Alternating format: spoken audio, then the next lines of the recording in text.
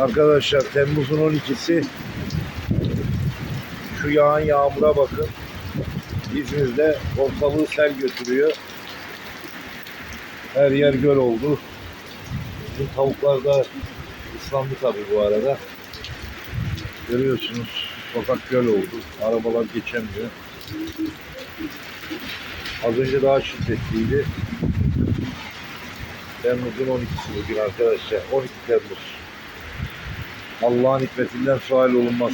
Görüşmek üzere arkadaşlar.